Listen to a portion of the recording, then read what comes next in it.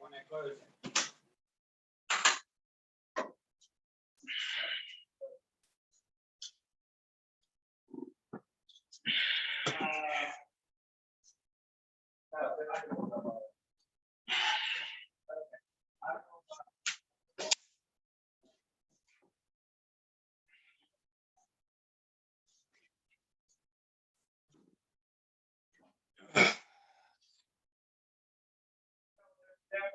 Yeah, I called Debbie, it's done.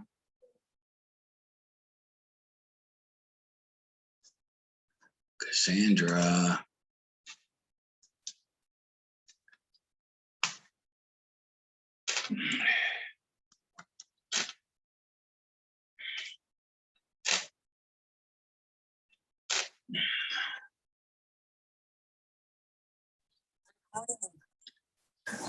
Hi, Cassandra. Hello. How you doing?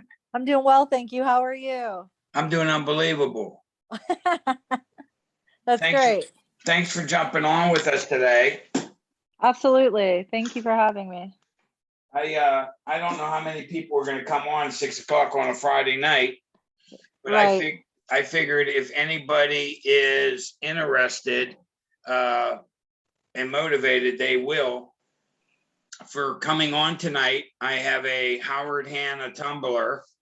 I am going to put your name on it, and you can Perfect. stop.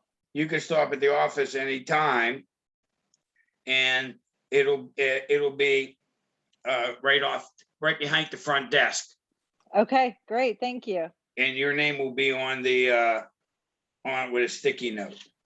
Okay. Perfect. Thank you. Perfect. So how you been doing? You got finished with the class? You texted me. Did you text me today? Yes, I did. I am finished with the classes. Good, good. So I have to make a note of that.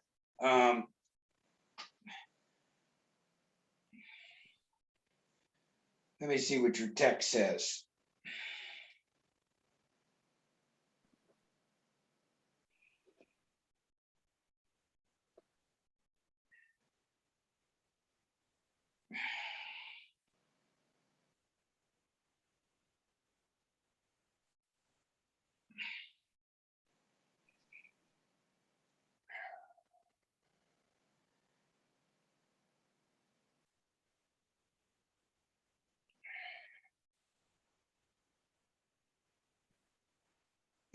I'm just looking.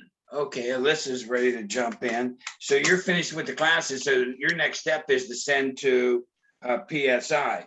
Yes, correct.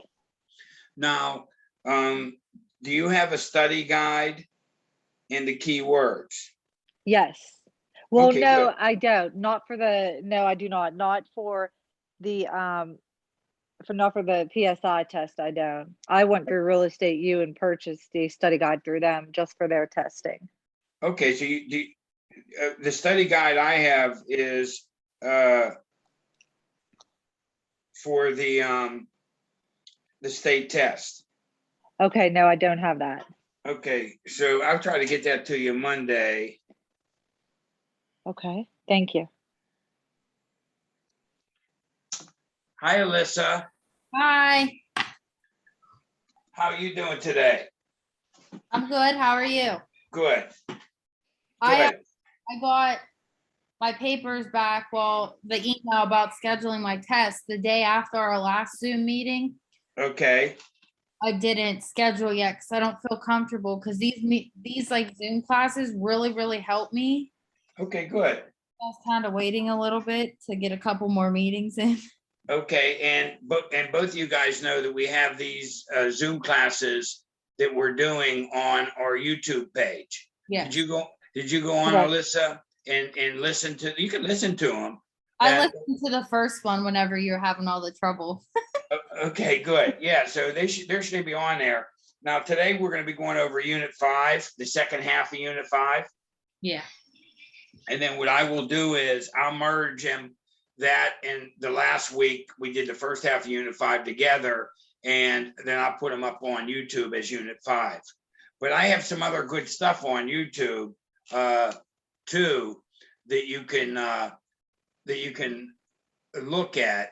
I don't know if I could. if I can get to it. Let me see.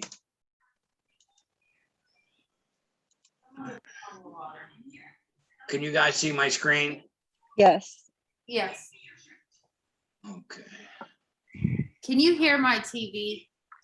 Not really. If it starts bugging me, I'll just say, hey, somebody's got some background noise going.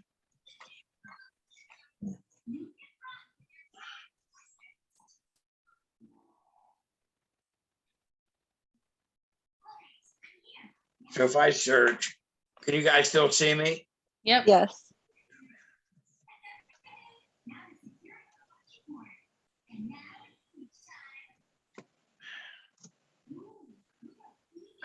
2 H's.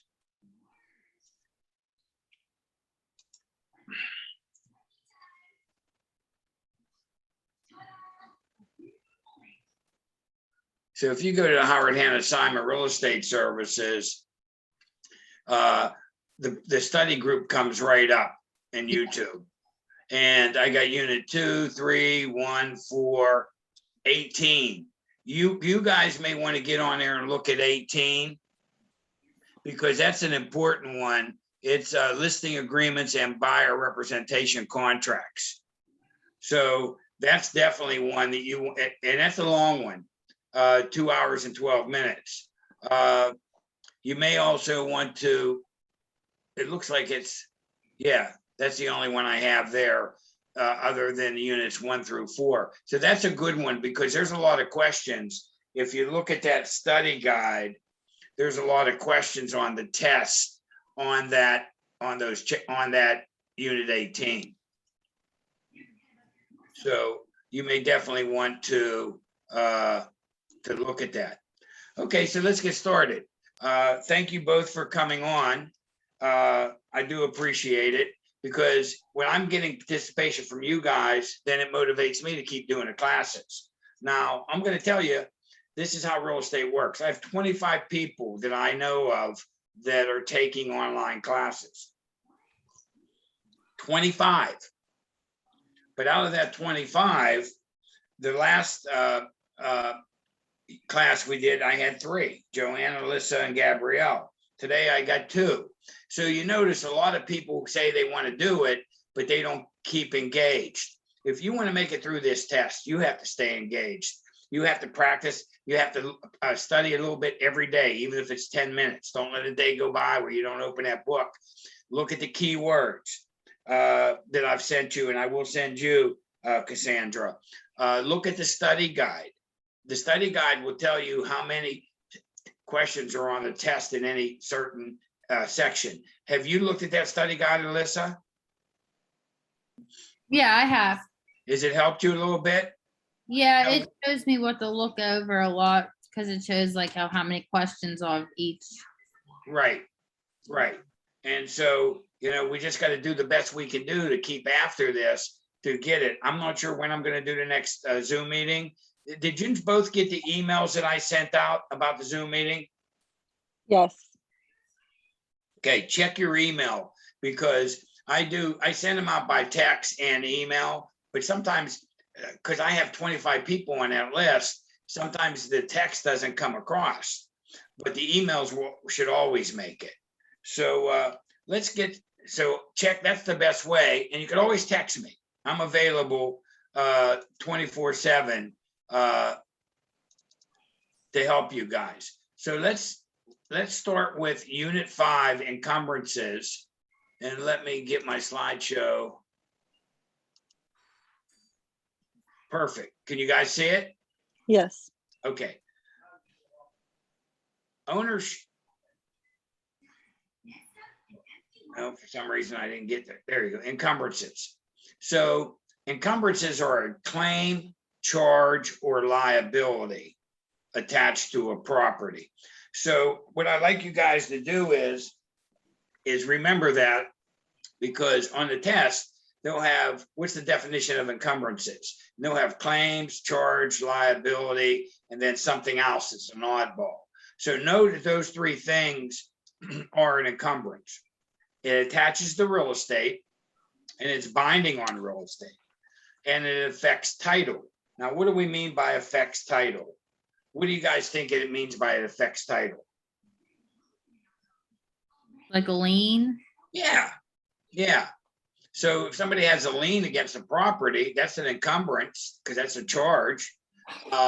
And when somebody, if you'd go to sell that property, if you don't clean that lien up, it would affect the title, because you wouldn't have good, free, marketable title. So typically when we have a closing and people have a mortgage on their property, we'll collect the money at that mortgage, at the closing, to pay that mortgage off. And then we'll send it in after the closing, we'll pay that mortgage off, and then that frees up the title. Does that make sense? Yes. Yeah, there could be other claims. There could be a claim if there's a lawsuit pending. There could be, maybe maybe their taxes aren't paid. So those could be all claims against it. So liens are financial charges against the property, and they provide security for a debt or obligation to the owner. I would know that the lien holder is the creditor. He has a right to have the debt paid out of the debtor's property. So there's an OR and an EE rule. And typically, if it ends with an OR, that's the person giving something. Creditor. Okay, that would be the lien holder giving the mortgage to the property. Leaseor would be the landlord giving the lease. Now, the only oddball is mortgagee and mortgagor, because the mortgagor, you would think, would be the lender giving the mortgage, right? But it's not, because when you don't get a mortgage. Doesn't everybody say, oh, I bought a house, I got a mortgage, right? Mhm. So you would think that would be the mortgagor. Hi, Joanne. Hi. So when you get a mortgage, you're giving a mortgage to the bank. So the mortgagor is the borrower, because he's giving a mortgage to the bank, and the bank would be the mortgagee. Okay, that's the only other one. But as we go through any of those ORs or EEs, I will point out to you. So a debt can be paid from the proceeds of a court-ordered sale. So a lot of times, if somebody doesn't pay their mortgage, they foreclose on the house.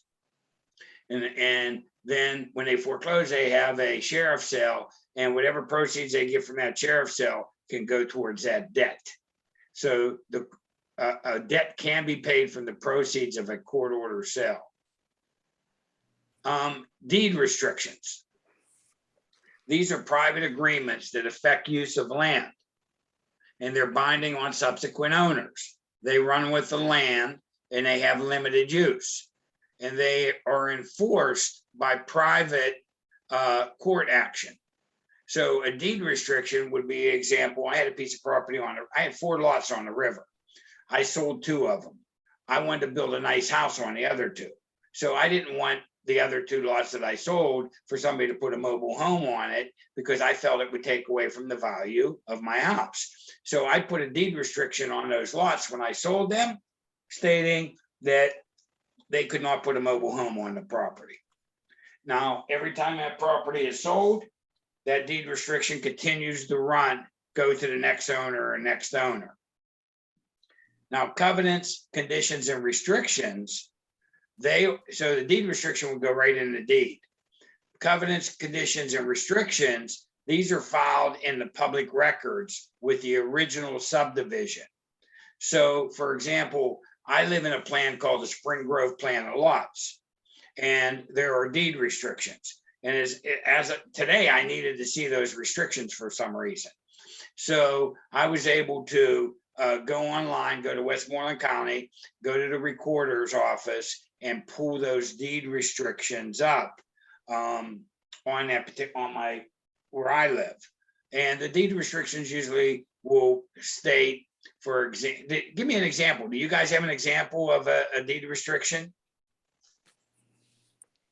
Not a deed restriction, but a covenant? Isn't that like you have to build, or like you can't paint your house blue or something, or? Yeah, they could have a covenant that says you can't paint your house blue. They could have in my plan, it has a covenant that the house has to be, if it's a ranch home, 1,700 square feet.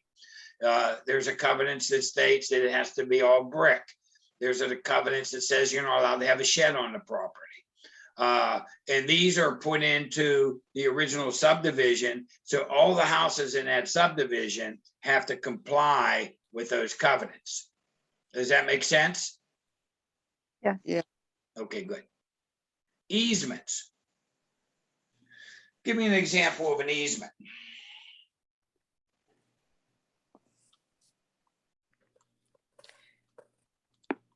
Whenever the electric company comes in and puts power lines through. Very good.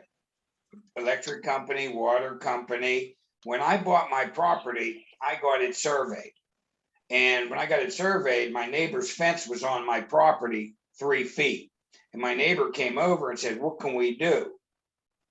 And I said, well, I'm going to put a pool in the back. If you let me drive through your yard to bring the trucks in, I will give you a easement so that you could have your fence on my property. They may exist in any portion of real estate. They can affect airspace too. So maybe you have a house that's close to the airport and they want to, above your house, the planes need to fly to go into the runway. You may want to have to give the airport an easement so that they can use the airspace. That's important to remember. It could be a right of way across land. Let's say you have 2 lots and one lot's landlocked. The lot by the road and then there's a lot behind it. They can give that second guy an easement so that they can travel across the land. And it can also access the underground rights, gas rights, something like that. So those are all examples of easements on real estate. And in this drawing, you can see Lot A has an easement over Lot B to get to the lake. So Lot A would be the dominant party because they're dominant because they're using somebody else's land. The owner of Lot B has and I have a hard time with this word, apparent easement across Lot A to gain access to the property. See it right here? Mhm. Okay, Lot B would be the dominant for this easement because he's using somebody else's property for ingress and egress to a public road. So remember that if there's an easement involved, the guy that's using the other person's property is the dominant. That may come up on a test. A party wall. What's a party wall? Wall that separates 2 homes, particularly in townhomes. Yeah, townhomes, even a duplex could have a Mhm. party wall. Yeah. So a party wall is a building wall that straddles the boundary lines between 2 properties. Each property owner owns half of the wall. Each owner has an easement or a right in the other half of the wall for building support. So if you have a party wall, your side of the wall, you own. The other side of the wall, that person gives you an easement to be able to use that and keep that structure so that the roof don't fall in. And each would pay half the expenses to maintain the wall. You could have a party driveway, very common. You ever see that? One driveway comes up and then wires the 2 houses? Mhm. Yeah. Yeah, a lot of times you have to have a maintenance agreement. For maintenance, if a bank's involved, they want to see a maintenance agreement for that.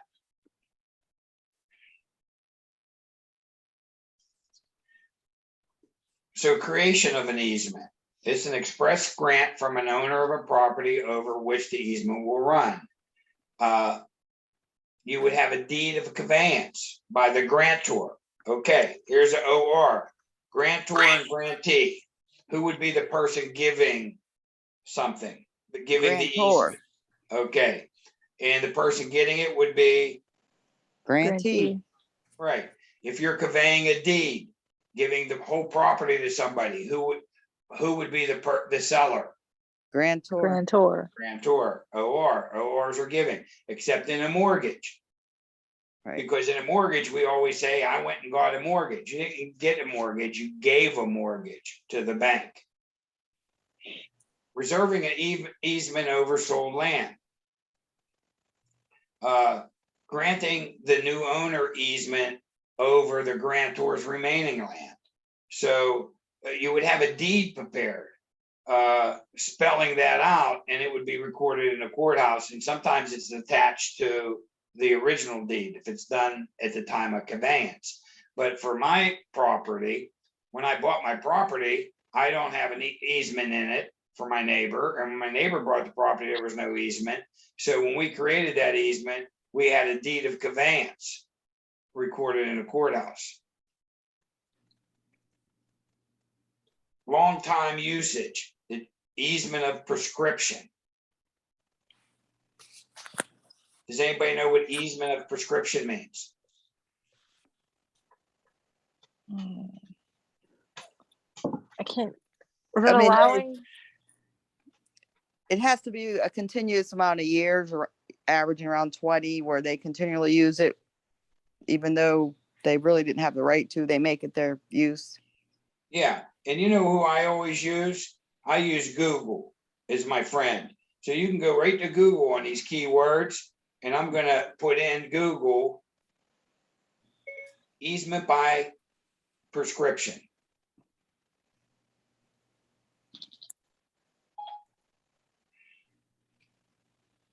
And why don't you guys do the same thing?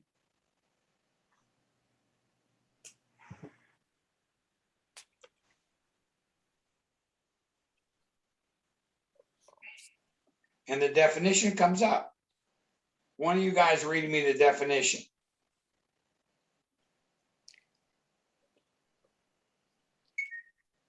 I mean, I can read it out of the book. Go ahead. If the claimant has made use of another's land for a certain period of time as defined by state law, an easement by prescription or a prescription easement may be acquired. Right. And if your neighbor runs their cable line across your property, then after 21 years, if you don't bitch about it, if you don't make him move it, they have established the right to do that. They have established the right. So, you know, if somebody's cutting across your property to go to their property on a regular basis, then you may want to say, hey, listen, I don't mind if you do it, but let's prepare a lease, a year-to-year lease. And every year we can renew it. Does that make sense? Yeah. Versus just letting them do that.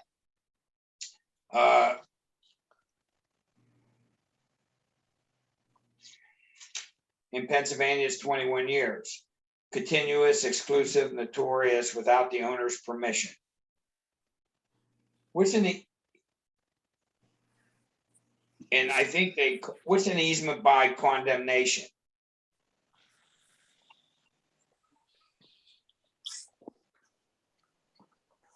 Eminent domain.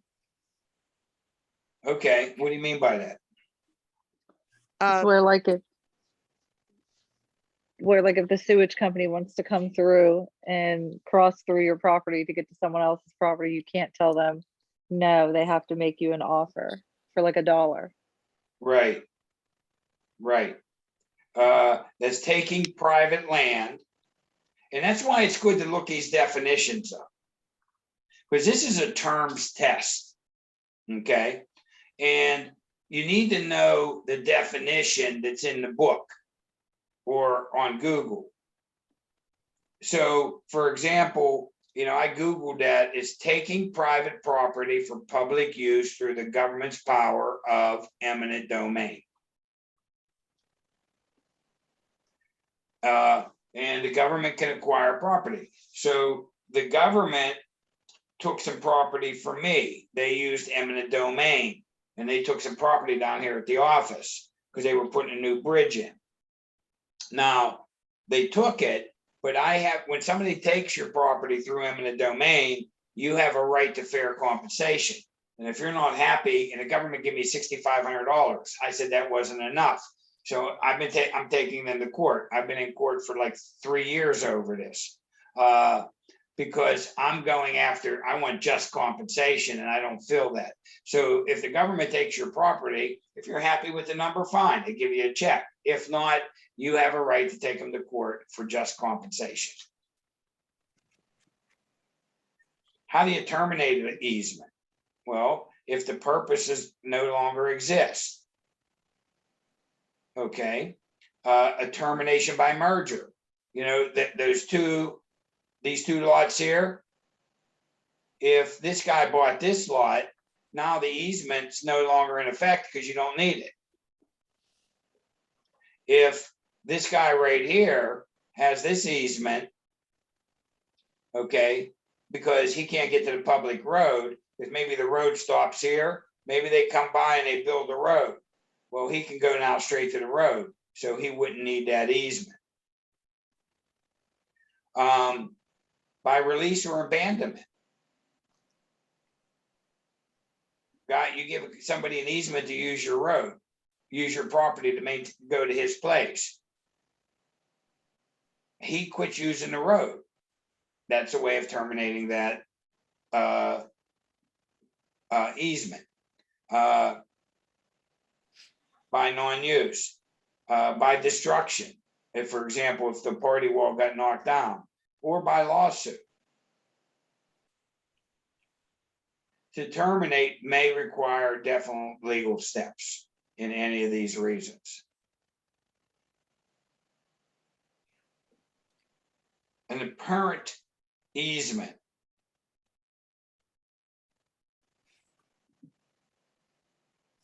It's an annex to ownership of one parcel. It allows this owner to use the neighbor's land. An easement in gross is an individual easement, interest in or limited right to use another's land. The benefits an individual or a company's interest. So I got a little video on easements here. Let's see. You guys let me know if you can hear it and watch it. Good grammar and spelling are important, but if you want to write essays that inspire, Hear, but not see. Pass your real estate Hear but exam not with see. ParentAgent.com. Remember, keep it concise and keep it simple. An easement is a right. Okay.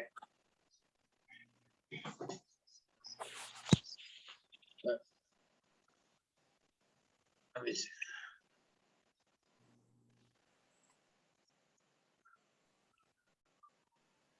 Let me get rid of it. And let me try again.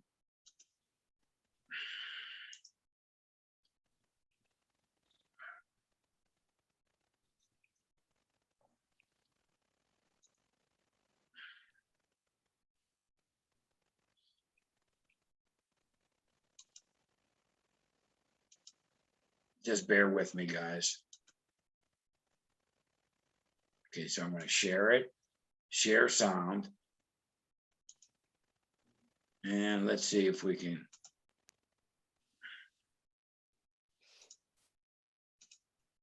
Can you see it now? Um, Can you Yes. see it? Yes. Ingress, Okay. yeah. Perfect. And keep it simple. An easement is a right held by one person to use the land of another for a specified purpose, such as access to a property. In talking about easement, you'll hear the terms ingress, which means to enter, and egress, which means to exit. And a pertinent easement involves two properties owned by two different owners. The two properties involved are called the dominant and servient tenement. When you're not sure about who is who, just think about what the two words mean. Dominant. they are dominating, they are in charge. Servient, they're serving. So therefore, the servient tenement is serving the dominant tenement's purpose. In more tangible terms, the dominant tenement is walking over the servient tenement's property. Very simple. Thinking this way may be confusing sometimes, as the dominant tenement property is typically smaller than the servient tenement property. For example, your property can be landlocked, which means that it has no direct access to a public road. So to access your property from the public road, you must cross someone else's property. That property is now serving your purpose and is now the servient tenement in what is now an appurtenant easement. The easement will continue after you and your neighbors sell your properties to others. An easement appurtenant attaches itself to a piece of property. It's said to run with the land, which means that whenever the property is sold, the new owner has the same rights to the use of the easement as the old owner did. Under the statute of frauds law, which exists in some fashion in every state, easements must be in writing to be valid. Another type of easement is called an easement in gross. An easement in gross has no dominant tenement because although there is a property being crossed, there's no property to go to.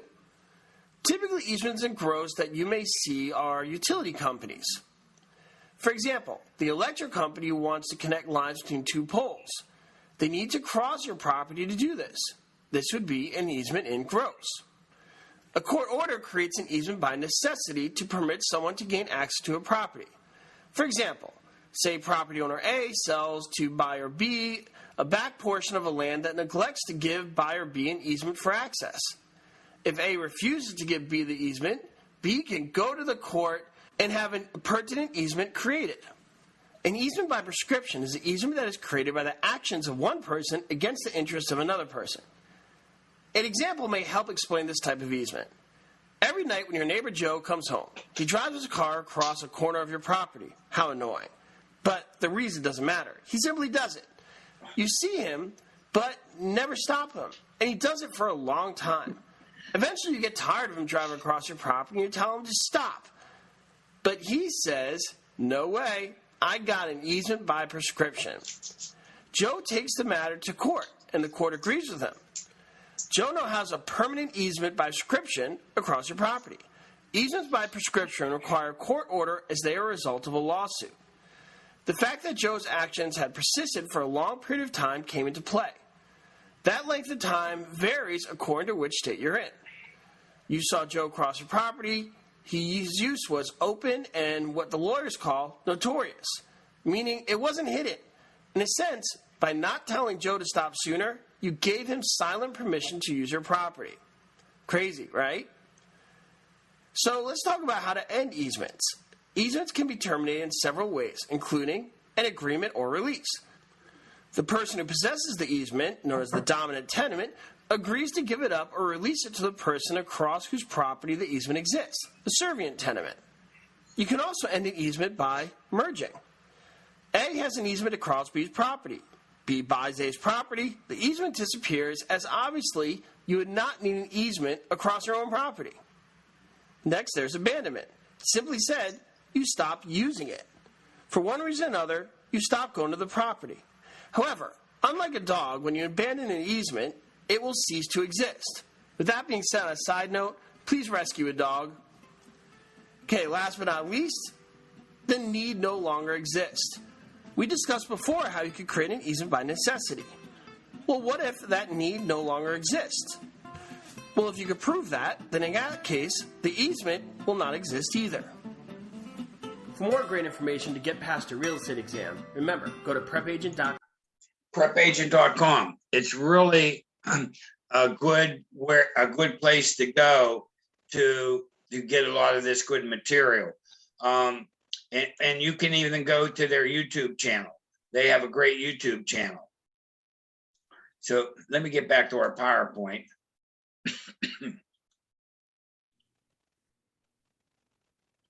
Anybody have any questions by that? No. See,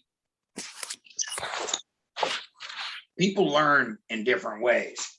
Some people could just read and absorb it.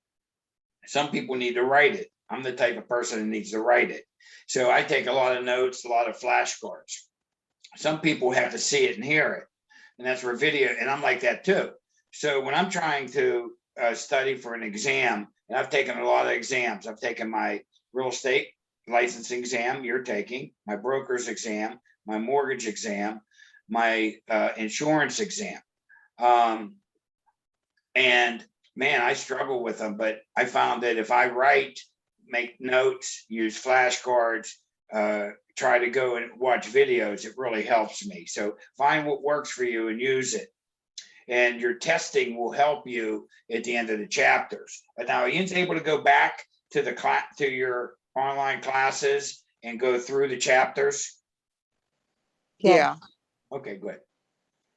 Let's talk about a license. A license is a privilege to enter land of another for a specific purpose.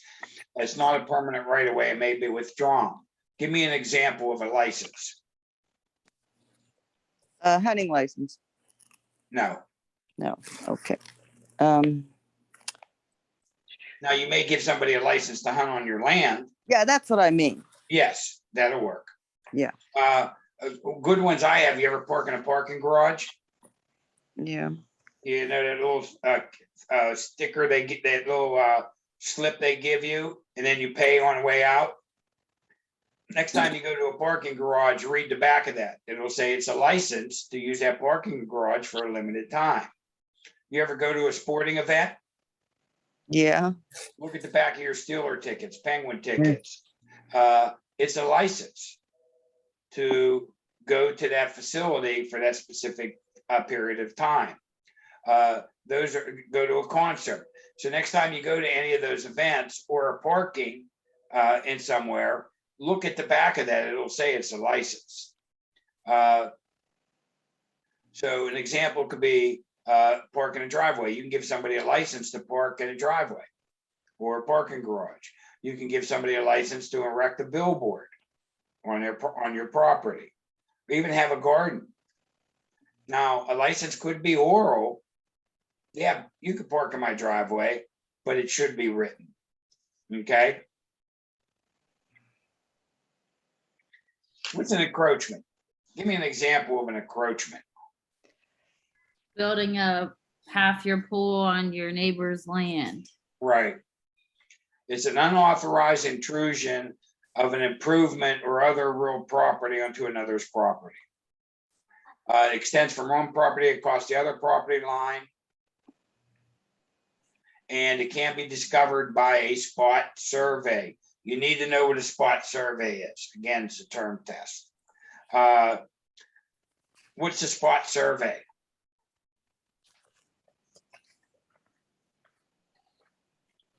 It's more reliable and accurate than a simple physical inspection. No. Nice try. Isn't it like the whole like width of the lot? Like the north to west to, That would be a survey. What's a spot survey? A spot survey would be, not only does it show the boundary lines for the land, but it shows any improvements that were put on that land, like a house. So that's why an encroachment could be detected by a spot survey. If you just got a regular survey, Okay. they're not locating the house and putting it on the land. But a spot survey, they would. Spot survey would show the shed, would show the garage if it's sticking over. And if you have a piece of property that's encroaching on another property and it's been doing it for 21 years, it may lead to an easement by prescription. Because they say, hey, I've been openly, notoriously encroaching on your property for 21 years with this garage that I built. So now I want to get an easement for that. Let's talk a little bit about water rights. Here's a picture of the Gateway Clipper down in Pittsburgh. waterfront property has value. State laws govern the use of water. Okay, so the state laws govern the use of water. There's riparian rights. This is land bordered or traveled by rivers, streams, or waterways. So if you own property on the river, like right here, the Gateway Clipper, they can't interfere with the water running. Okay, you can't interrupt or contaminate the flow. Non-navigable water is typically split right down the middle. So can you navigate in this river? Yeah. Yeah, there's a boat going right there, Yeah. right? Yep. So if this was just a little creek running through people's yards, the property line may run right through the middle of the creek. But because it's a navigable, that you can have boats on it or ships, then your property line usually ends at the high water mark. And here's a picture, non-navigable, little creek running through. So lot B and lot A, they own right to the middle of the creek. If it's a navigable river, then you own to the high water mark and the public owns the water. The state. You got that? Yes. Okay, good. Helpful? Yep. Littoral is land bordering ocean, seas, and large lakes. Remember that land bordering typically tidal areas. LOL, large oceans and lakes. And let's see if we can get this video. Let me know if you can see it and hear it. Oop.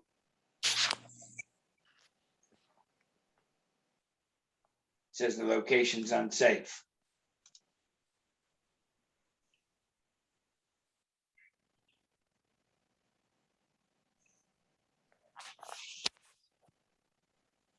I'm going to try to use it anyway. Nope. But here's an example right here. And it's a shame, that was a good video. I shot that video myself. But a large lake, Lake Erie, the ocean, you own to the means high water mark.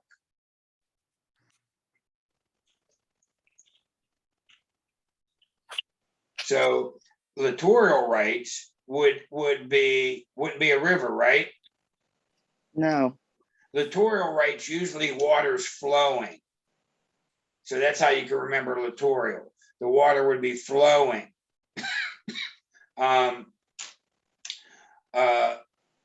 Littoral rights, there's usually a tide.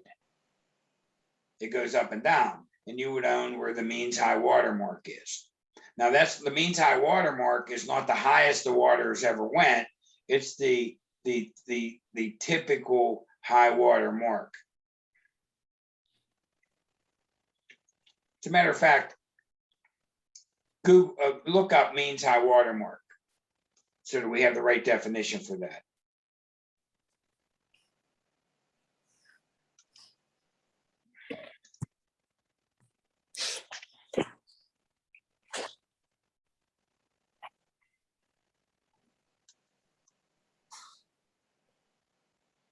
Whenever you find it, let me know.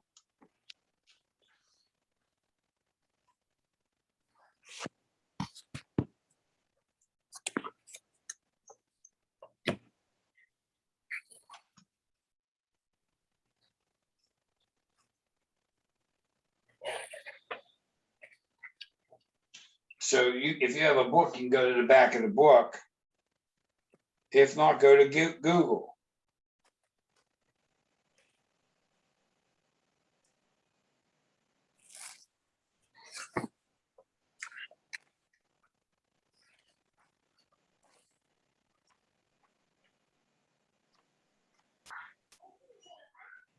Is it the point that represents the maximum rise of the body of water over the land? Yes. Such a mark is often the result of a flood, but high water marks may affect the all-time high water, reflect an all-time high. Okay.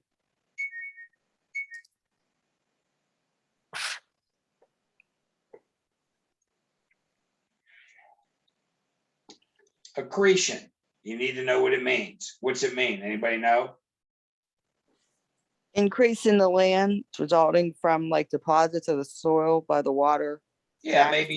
maybe you live on a bend on the river, and over time that bend, the soil gets deposited, and now you have more land over time going out towards the river. So how about how you pronounce that? Can anybody pronounce that? Leuven? Leuven, Yes. What is that from? new deposits is like sand or gravel, like on the bank of a river. Okay. So what's the difference between the two?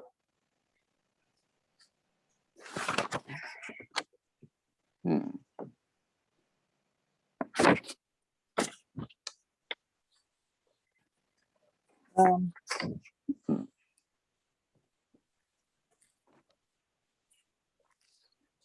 They're very similar.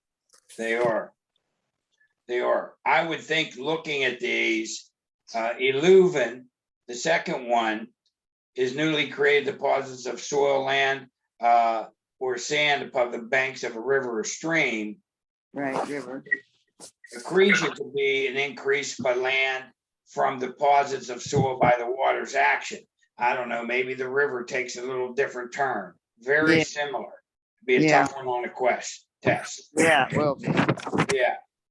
And the last one, reluction, I guess that's how you pronounce it, is newly created amounts of land due to a permanent withdrawal of a river or a sea. So try to know those as best you can.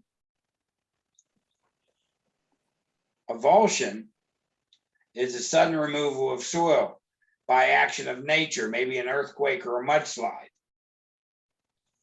Okay. And erosion is a slow loss of property by natural forces. May take many years. Flash floods may speed it up. The boundary lines may remain the same. So a little bit complicated. I would know those terms. This is Unit 5. So let's talk a little bit about the doctrine of prior appropriation. It's used in the United States where water is scarce, typically out west. You know, do you ever watch those old westerns where those cattle farmers are fighting over the creeks Yeah. running? It's the right to use water except for limited domestic use. It's controlled by the state. Landowners must demonstrate they will use the water in a beneficial way. So the state could come in. I've heard of the state coming in. I've seen it on the news out west in California when there's droughts. The state comes in and says, don't water your lawns. And then they always catch some movie star, a millionaire watering the lawn, and they put it on 11 o'clock news.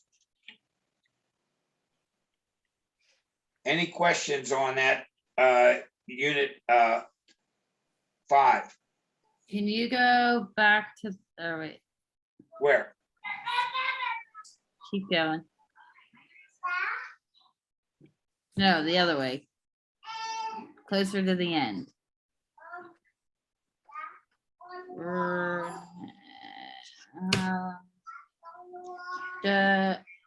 Right there.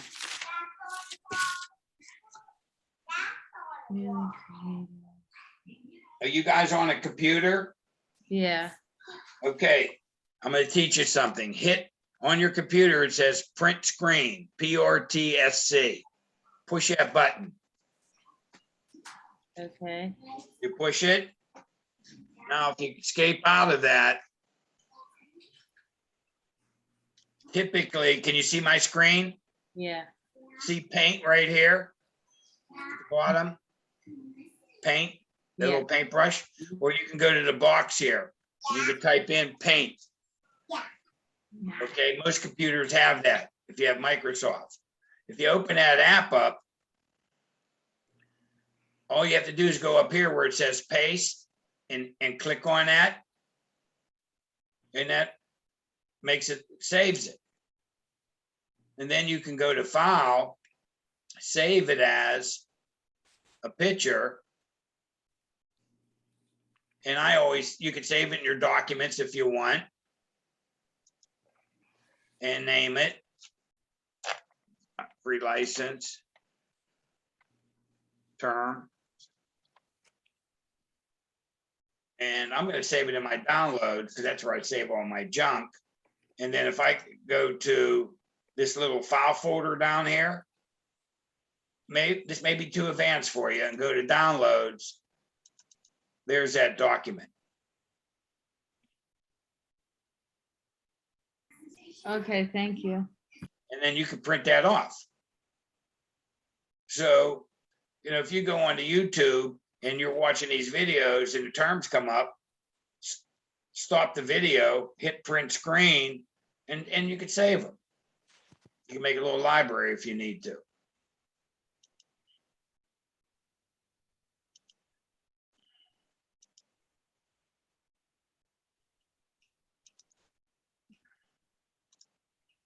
Okay, question and answer period. Before we get started, Alyssa, Yes, that's what I still have here with your name on it. my cup. You better come get it. You got mine too. Joanne, Yeah, you got it. hey, listen, these will disappear. So I have yours, and Okay. Cassandra, I have yours here. So if you come to my front desk, they're not right at my front desk to the right. My marketing person sits, and these cups are all lined up for you to help Oh. you. So let's talk a little bit about questions you may have.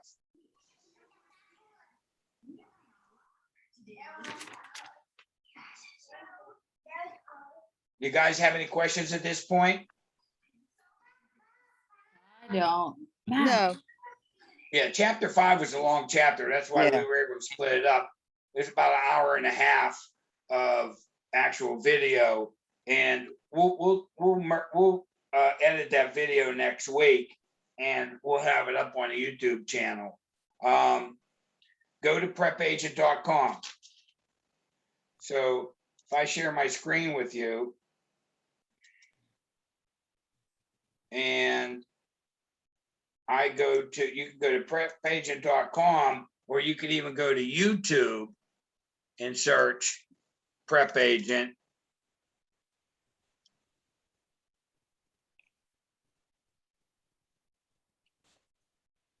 And here's all kind of videos that you could watch. Here's an hour and a half, 75 most common questions on a real estate exam. Real estate exam vocabulary. You need to know to pass. So let's just click on that. Do you know what I see here? I see every single house wasting money. Why? Because there's a brand new stimulus program offered by Bundle of rights. Bundle of rights are the legal rights of the real estate title. Do you guys know what the bundle of rights are? yeah, Okay, I would definitely watch this video. Bundle of rights, it talks about personal property, fixtures, trade fixtures. What's a trade fixture? it's in the business, like a dental chair. Yes, yes. So a regular fixture, if you're a tenant, you put a fan up, you can't take the fan with you. But if you're a tenant and it's a commercial property, then it's a trade fixture, you can take that. Riparian rights. Now, which one's riparian rights? River, streams. Rivers, yeah. Accretion, maybe littoral rights. Let's go with this. Let's listen to these play, because this is just what we talked about. Accretion. Accretion is an increase in the actual amount of land due to natural causes. For example, from the gradual action of the ocean or river's waters receding. Avulsion. Avulsion. Avulsion is the sudden violent tearing away of land by water. For example, if a dam breaks and water comes rushing down and strips away the land, that would be avulsion. Reliction. Reliction is the gradual recession of water, leaving land permanently uncovered. Appurtenances. Appurtenances include easements, stock and mutual water companies, covenants, and minerals that are still in the ground. They are considered real property and run with the land. Remember, when something is appurtenant, it goes with the land. Freehold estate. A freehold estate is an estate where the ownership is held for an undefined length of time. Fee simple estate. A fee simple estate is a type of freehold estate. It is also known as an estate of inheritance or fee simple absolute. A fee simple estate can be sold or inherited and is not free of encumbrances. Fee simple absolute is the most interest one can hold. You can go on Prep Agent and just watch them videos, video after video after video. And it's, I don't know, for me, it's very helpful. Same here, yeah. Meets and bounds. Here's a review. It's only 4 minutes and 52 seconds. I don't know who that's from. So there's a lot of good stuff on here. So I would scroll through this, and if you're not 100% sure, here's math. Every 40 minutes on math, you should definitely watch this.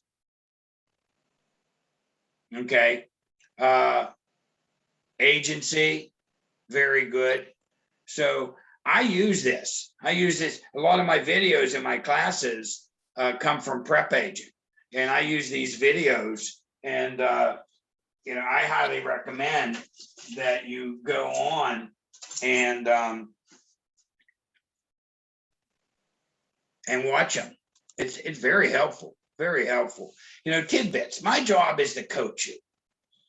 So I'm not going to be here training you, even though I do some training, but my job is to coach you, to help you. And I think, you know, you three guys came on today. You got now a quick overview of the second half of chapter 5, but then I gave you some tidbits on how you can go and improve. So that's what it's all about. If anybody doesn't have any other questions, we're going to wrap things up today. And thank you very much for coming on. We kept it to about 50 minutes today, which is good. If I started getting larger audiences on these Zoom meetings, I would be up to even doing a class in person for a couple hours. So, but for right now, the Zoom seems to be working. Do you agree, Joanne?